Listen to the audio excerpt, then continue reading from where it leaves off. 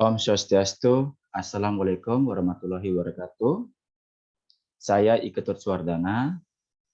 Saya adalah dosen Bahasa Inggris di Prodi Bahasa Inggris di Universitas Bali Bipa dan Pasar Bali.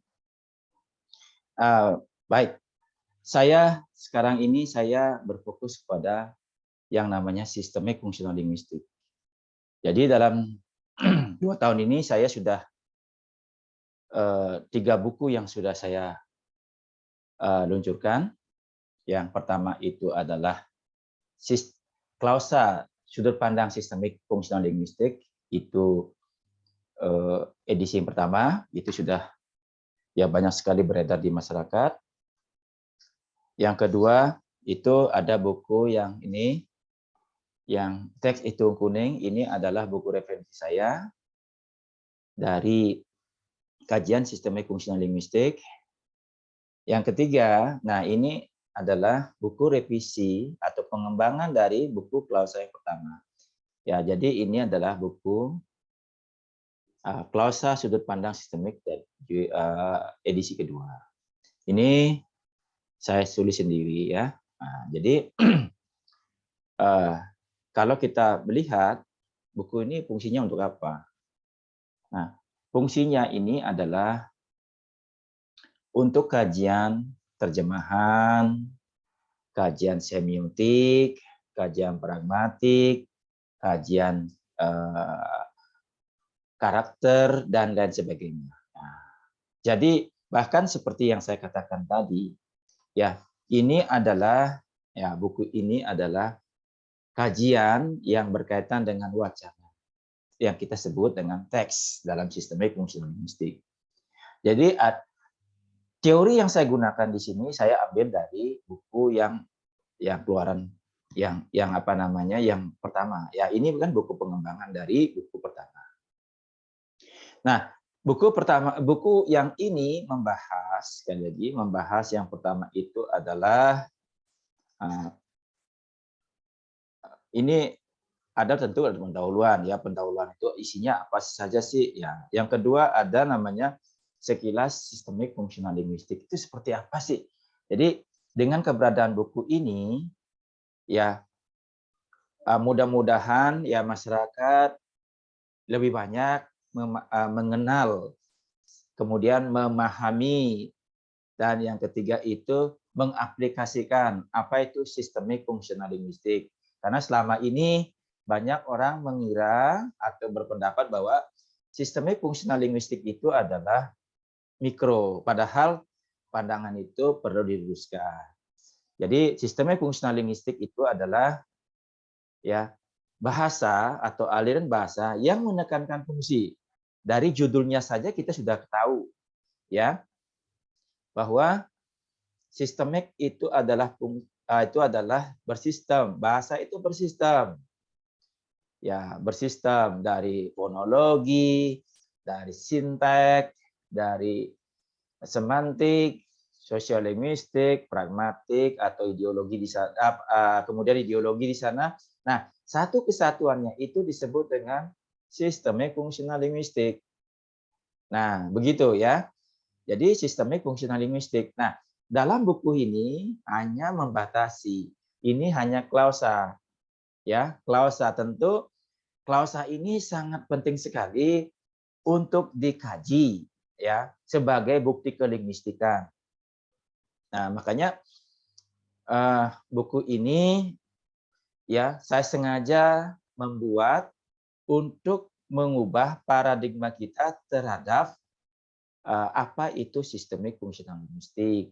Ya, seperti yang saya katakan tadi, sistemik fungsional linguistik itu masih dipandang sebagai bahasa mikro, sebagai apa, itu perlu diluruskan. Sistemik fungsional linguistik adalah bahasa yang mempunyai makna berdasarkan sistem. Sistemnya itu berkaitan dengan konteks situasi, konteks budaya, dan ideologi. Gitu ya. Baik. Nah, yang ditonjolkan dalam buku ini adalah namanya metafungsi bahasa.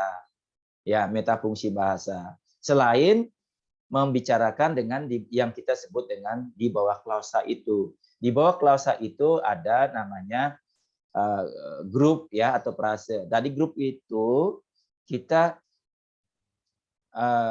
menjabarkan secara jelas sekali dalam buku ini. Ya, dalam contohnya begini, ya. Circumstance selama ini banyak orang berpikir bahwa klausa itu hanya sebatas subjek, predikat, objek, keterangan. Oke, saya pikir itu sah-sah saja ya, sah-sah saja. Tetapi dalam kajian ini tidak sampai di sana, tetapi ada apa di balik klausa itu. Nah, kita sebut dengan klausa, kita tidak sebut dengan kalimat.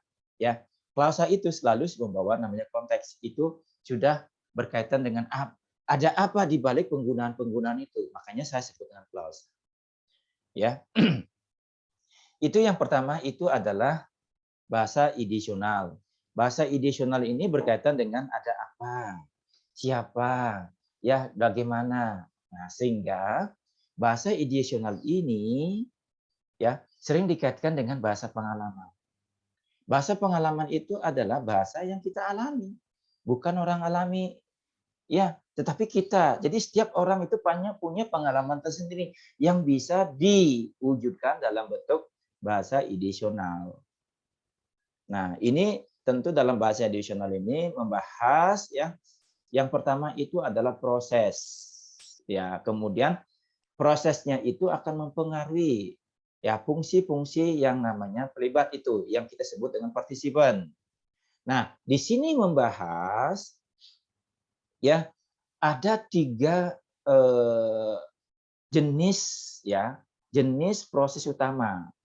Yang pertama itu adalah proses material ya yang berkaitan dengan tindakan fisik. Yang kedua itu berkaitan dengan yang namanya itu proses mental, yaitu berkaitan dengan kognisi, afeksi, perspektif, dan harapan. Yang ketiga itu namanya ada proses relasional yang kita sering sebut dengan proses being. Nah, selain dari ketiga proses itu ada yang kita sebut dengan bahasa yang ada di antara ketiga utama itu. Yang pertama itu adalah bahasa verbal atau ya proses verbal ya.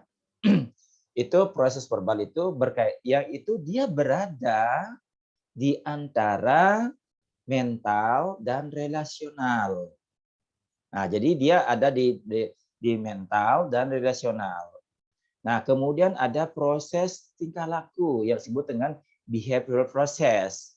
Ini berada di antara proses ya tingkah laku ini tingkah laku ini berada di proses material yang berkaitan dengan fisik dan proses mental yang berkaitan dengan kognisi, afeksi, ya perspektif dan harapan itu.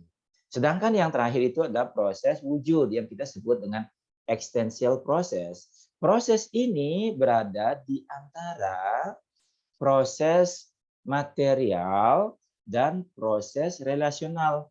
Nah, karena proses ini mengedepankan wujud ya, wujud. Nah, jadi kalau Bapak dan Ibu ingin mengetahui lebih jelasnya itu di sini juga. Di sini sudah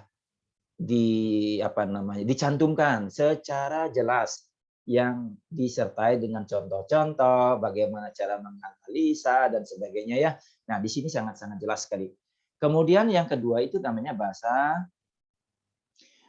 interpersonal. Nah, jadi bahasa interpersonalnya ini berkaitan sekali dengan apa yang kita sebut dengan interaksi sosial.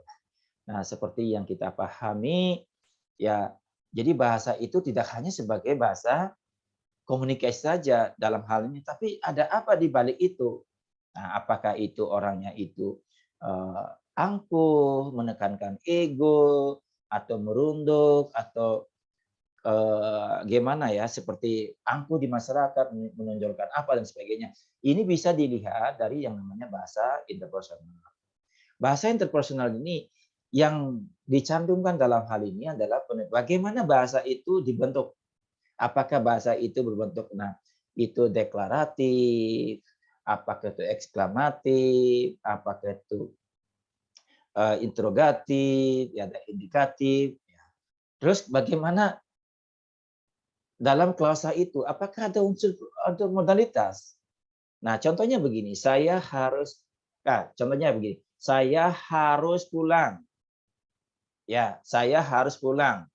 Saya sebaiknya pulang. Saya akan pulang. Nah, jadi di sana ketiga klausa itu menggunakan yang namanya modalitas. Modalitas itu dalam buku ini itu dibagi dua. Yang pertama itu disebut dengan proposal. Ya, proposalnya ini berkaitan dengan permintaan, permintaan atau penawaran, ya, jasa atau produk. Nah, contohnya, kamu harus pulang. Nah, itu kan menyuruh untuk melakukan sesuatu. Ya, melakukan sesuatu itu pasti dia proposal. Nah, kemudian yang kedua kita melihat itu selain bicara dengan proposal, ya, yang kedua ini bicara dengan proposisi. Itu bicara dengan pandangan, ide. Nah, inilah yang kita sebut dengan bahasa proposisi. Ini modalitas begitu ya. Ini modalitas. Nah, jadi dengan penggunaan modalitas itu kita akan tahu ya sejauh mana orang bisa memberikan dugaan, sejauh mana orang itu bisa memberikan bukti. Contohnya begini. Nah, jadi kata yakin. Nah, yakin di sini dia termasuk proposisi. Kenapa? Karena dia berkaitan dengan si ide. Nah, proposisi itu tidak hanya ditentukan oleh klausa itu sendiri, tetapi maknanya itu akan bisa dilihat dari siapa yang bicara, ya.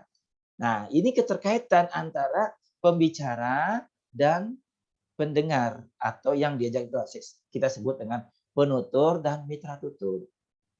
Nah, kalau misalkan saya bicara, saya bukan orang kesehatan, tetapi kalau saya mengatakan ini, saya yakin penyakit ini akan hilang secepat mungkin. Tentu orang akan menduga bahwa saya ini nggak bisa saja benar, tapi bisa saja salah. Karena apa? Karena latar belakang saya bukan orang kesehatan. Nah, seperti itu. Nah, itu yang kita sebut dengan opini atau proposisi. Jadi tergantung kepada siapa yang bicara. Oke. Nah, jadi di bahasa interpersonal itu membicarakan kedua hal ini. Sehingga dari kedua ini yang disebut dengan modalitas dan bentuk klausa. Nah, dalam bentuk klausanya itu juga ada namanya klausa minor ya. Ada klausa minor ini secara jelasnya nanti akan dibicarakan di dalam buku ini. Ya, dalam buku ini. Nah, sekali lagi ya, bahasa interpersonal itu bahasa yang digunakan untuk berkomunikasi. Kemudian yang ketiga itu bahasa tekstual. Yaitu bahasa tekstual itu adalah penekanan, ya. Penekanan kembali lagi itu tergantung kepada situasi. Ketika kita bicara yang manalah yang diutamakan. Jadi ketika kita bicara itu namanya kita harus menekankan kepada apa yang menjadi tema. Sehingga dalam kajian bahasa ini ya, bahasa tekstual ini kita mengenal namanya sema dan rema. Tema itu selalu ada di depan. Karena dia sebagai inti dari klausa itu atau yang disebut dengan clause of message ya. Jadi pesan yang disampaikan dalam klausa itu.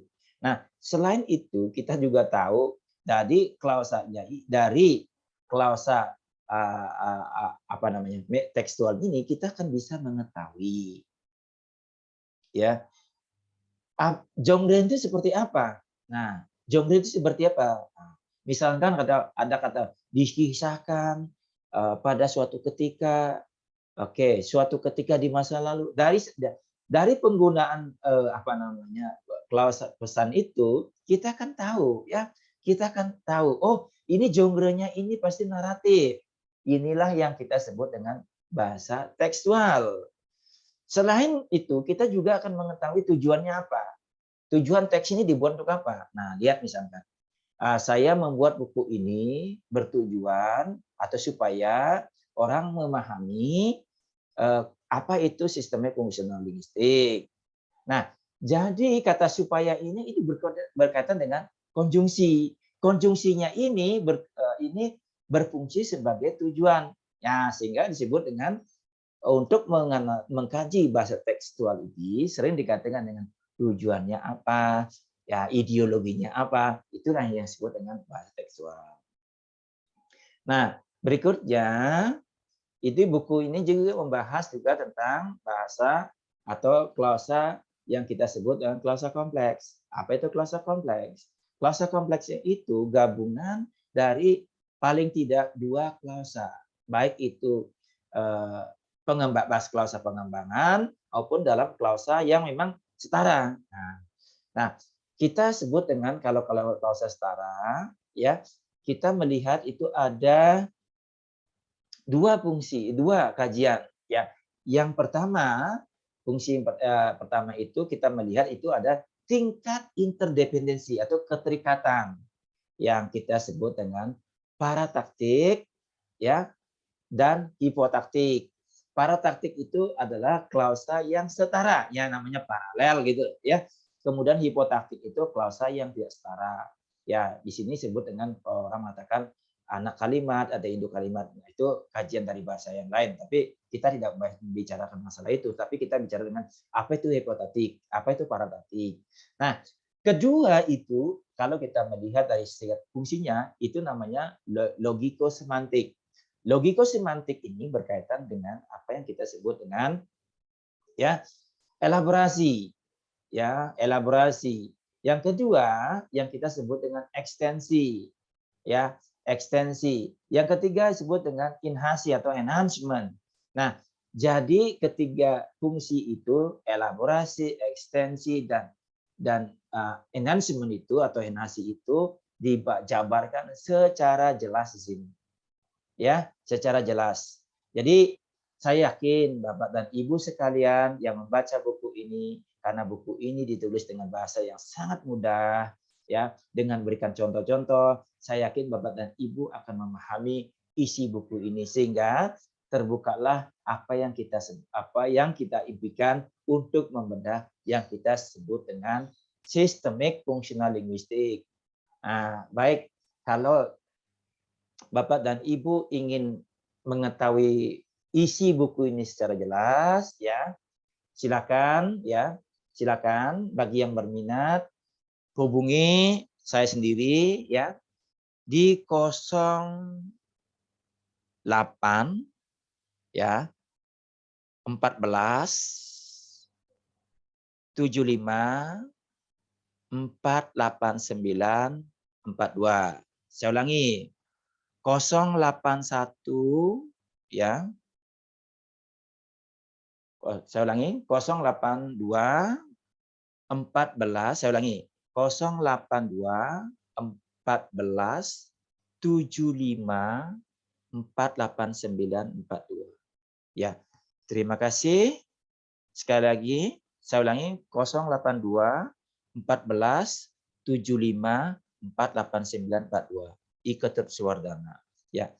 Saya ya mengucapkan banyak terima kasih kepada Bapak dan Ibu sudah mendengarkan penjelasan saya ya. Jadi dengan buku ini saya yakin Bapak dan Ibu akan memahami apa yang dicantumkan dalam buku ini. Terima kasih. Saya tutup dengan Parama Santi. Om Santi Santi Santi Om. Assalamualaikum warahmatullahi wabarakatuh. Salam nama budaya. Salam rahayu bagi kita semua.